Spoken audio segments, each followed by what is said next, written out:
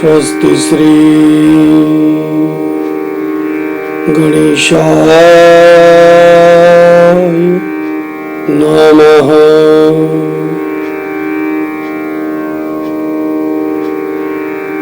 श्री सरस्वत्यै नमः। श्री गुरुभ्यो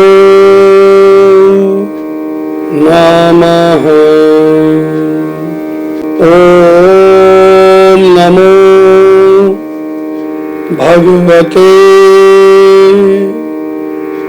वासुदेवाय।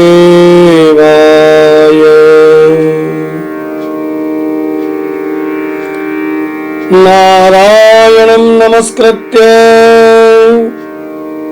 नरं चैव नरोत्तमं देवीं सरस्वतीं व्यास ततो जयमुदीरयेत्।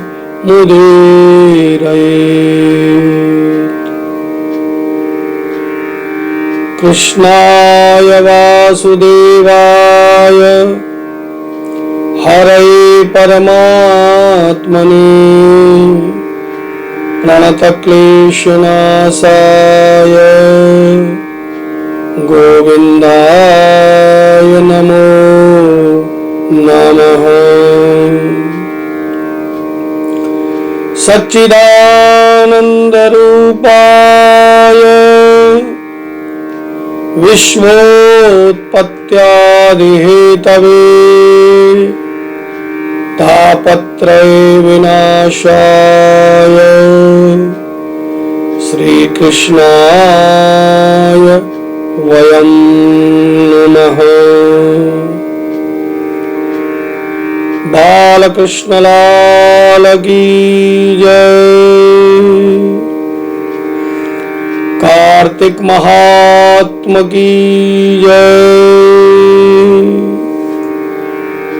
जय जय श्री राधे।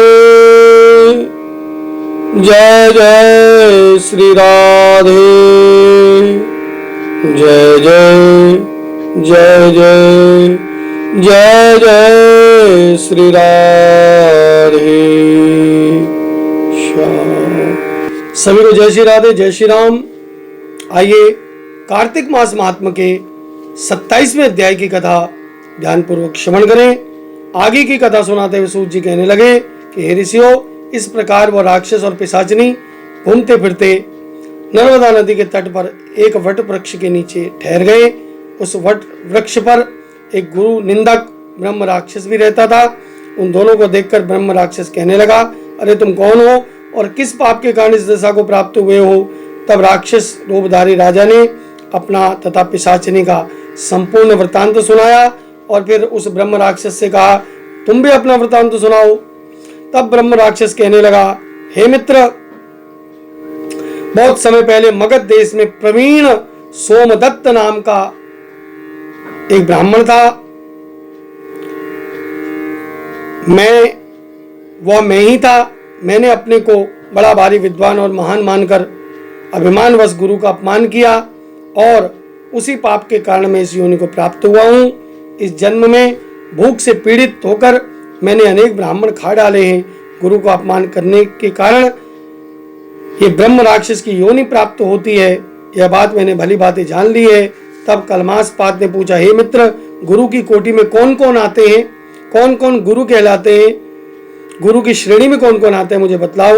ब्रह्म राक्षस कहने लगा, वेदों को पढ़ाने वाला, सुनाने वाला, वेदों तथा नीति शास्त्र की व्याख्या करने वाला, वेदों के संदेह को दूर करने वाला, भय निवारण करने वाला, अन्नदाता, शिक्षा देने वाला, बुरे कार्यों को रोकने वाला, पिता, स्वसुर, मामा, बड़ा भाई, गर्भ से मरण पर्यंत तक 16 संस्कार कराने वाला तथा राजा को शास्त्रों ने गुरु कहा है, इसलिए इन सब की वंदना करनी चाहिए। यह सुनकर कलमासपात ने कहा, हे भाई, तुमने अनेक गुरु कहे, इनमें से कोई बड़ा भी है या सब बराबर हैं? ब्रह्म राक्षस ने कहा, हे मित्र, यद्यपि हम राक्षस हैं और साथ ही भूख प्यास से दुखित भी हैं, परंतु क्योंकि गुरु महिमा का वर्णन से कल्याण होता है, इसलिए मैं एक वर्णन करता हूं। यद्यपि सब गुरु बराबर हैं, परंतु फिर भी इस संबंध में शास्त्रों का कथन है।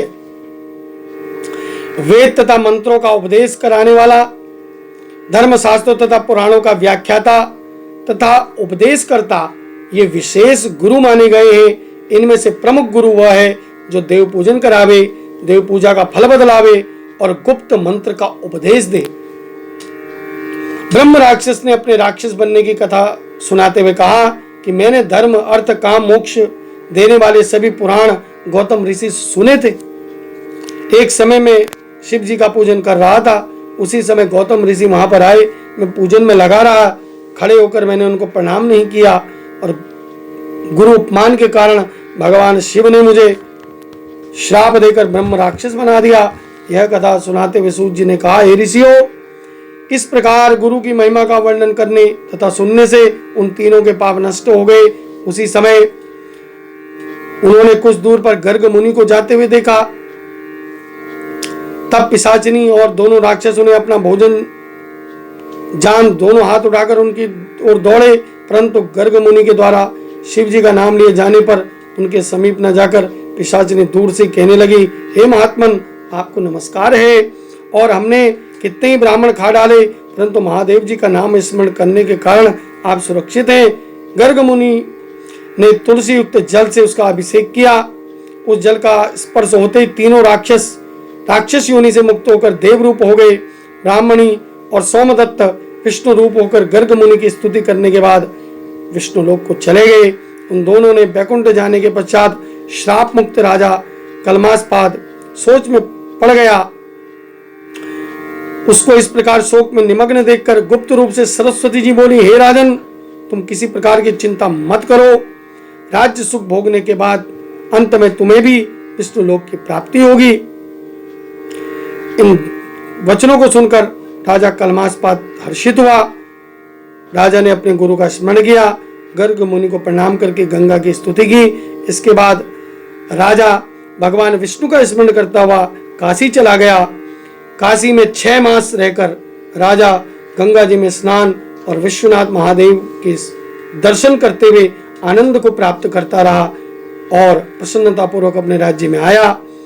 गुरु जी ने उसका अभिषेक कर उसे पुनः राजा बना दिया। अनेक वर्षों तक राज्य करने के बाद अंत में मोक्ष को प्राप्त हुआ। इस कथा को समाप्त करते हुए सूत जी ने ऋषियों से कहा कि हे मुनियों, इसमें कोई आश्चर्य वाली कोई बात नहीं है। भगवान का गुणगान, काशी का सेवन मनुष्य को निश्चय ही मोक्ष की प्राप्ति कराता है और गंगा जी में स्नान मात्र करने से करोड़ जन्मों के पाप नष्ट हो जाते हैं। इस प्रकार श्री कार्तिक मास महात्म्य का यहाँ पर 27वां अध्याय पूरा हुआ। शेष कथा अगले प्रसंग में। सभी को जय जय श्री राधे।